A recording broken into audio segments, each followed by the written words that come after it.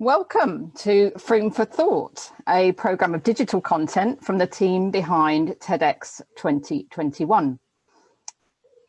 Did I say TEDx or TEDxFrome? TEDxFrome 2021. Yes, we're in Frome in Somerset.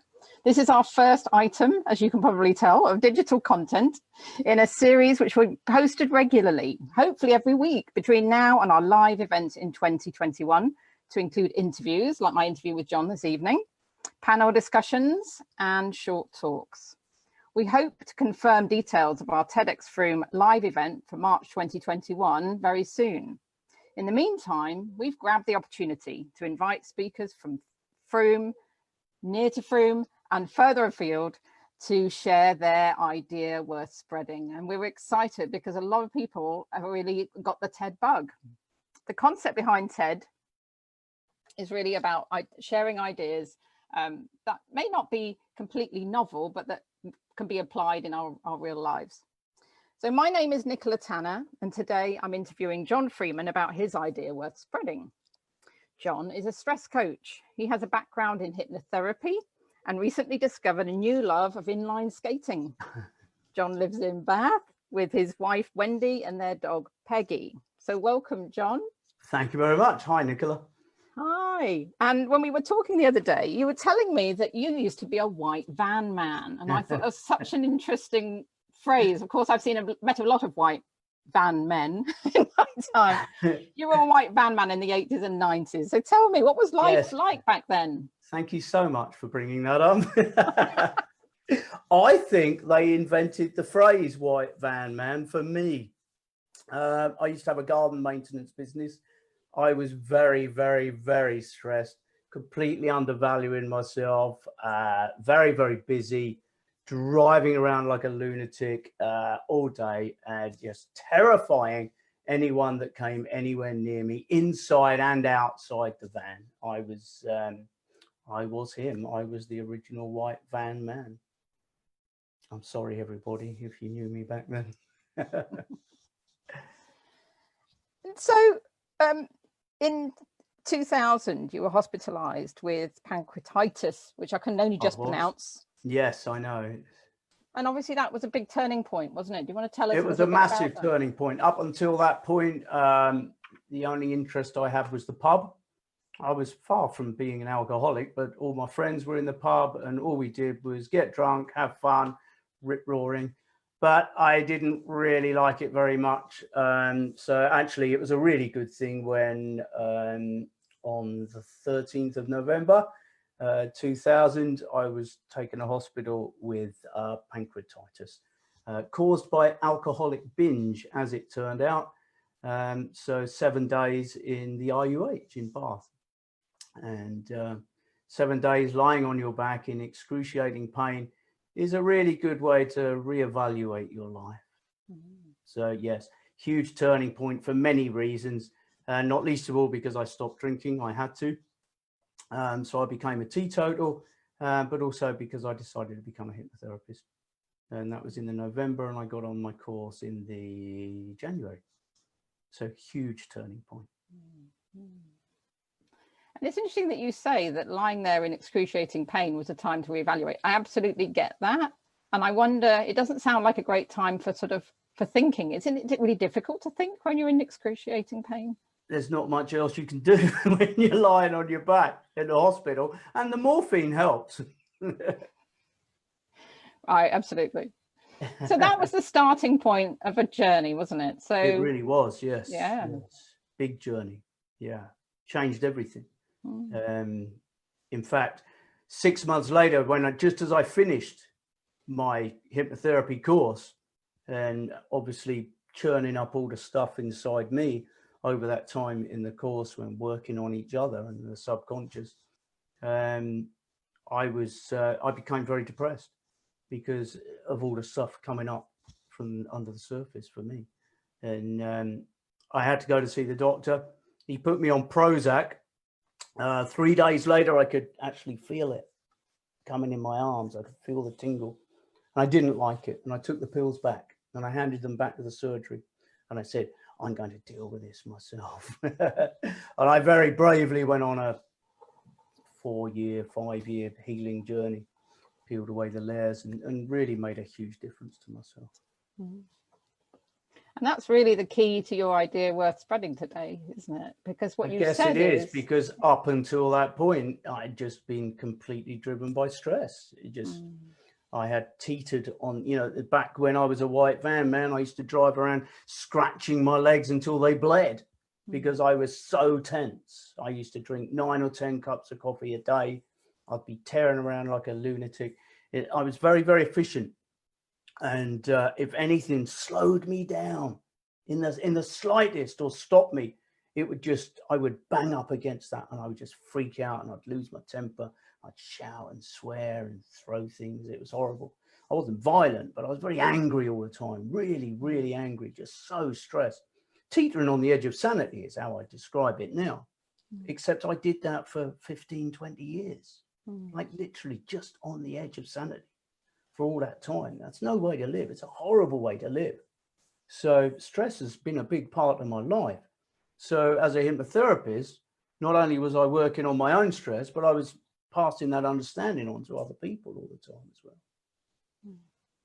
So John, you say that basically stress is the enemy. Stress, if we can deal with stress, then the problem will just stand up and walk away. I talk about the stress paradox. The stress paradox is everybody thinks when all that goes away, then my stress will go away and I'll be all right. So nobody ever does anything about their stress except they try to cope with the stress they have. And that's the stress paradox. It's got nothing to do with all that stuff.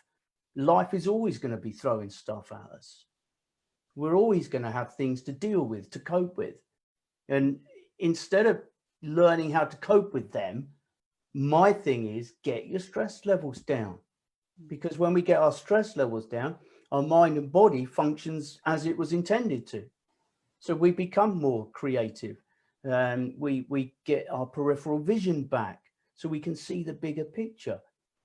One of the first things we lose when we get stressed is our perspective. So all of our little tiny problems become massive. I talk about the mountainous problems. When we deal with our stress levels, our mountains become molehills. We can brush them aside like they're nothing. So it's the missing link. We don't deal with our stress levels. And what we need to do is stop worrying about all our problems and just get the stress levels down. And so break the stress cycle is how I describe it. Right, absolutely. And I think this is so timely, John, because just about everybody I know is certainly suffering from greater stress now than ever. It's everywhere and it's horrible. And, you know, Brené Brown, the great TED speaker, my hero of all time, started a conversation about shame. And what I want to do is start a conversation about stress. Because the advice that everybody is giving and respected people are giving about stress is wrong and it isn't helping. And it's holding us all in this anxiety and stress. And my big thing is stress is not normal and it doesn't have to be a part of our life. But we have to take action to stop that. We need to do something. And that something is get our stress levels down. And how do we go about that, John? I mean, there's something that you said about the vital seconds of consideration. The vital seconds of consideration. I really love that phrase. Tell me about that. Is that the secret? Is that part of the secret? The other thing I talk about is the stress cycle. So I mentioned it just now. We are stressed. Everything's up here. We're crazy. We're mad. We don't have time to think. So when things happen to us, like for me, if something stopped me and because somebody stopped me being efficient, I would just freak out. It's because we don't have any time to think because our mind is so busy. We're up in this conscious mind and it's a crazy place to live. But when we take our stress levels down, our mind calms down. Then we get vital seconds of consideration to think about the result we want before we speak, before we act, before we respond to what's going on around us. So just imagine difficult people. When we're in conflict with people, if we're up here like this, we just react and it's already there before. It's like the smoker who's smoking a cigarette, just, oh, I'm doing it again. Your vital seconds of consideration when we take the stress out and we calm down, we dissipate all those stress chemicals, we can think, oh, I want a cigarette again. Or what do I want to do with this person that's being horrible to me? Well, I can show them kindness and that will calm them down. Instead of giving them anger back and we escalate and up it goes again. It's those vital seconds of consideration. And in that way, we create a positive cycle. Everything gets better and better and better. It's interesting you say difficult people, John, because I think all relationships can be difficult, can't they? I don't know.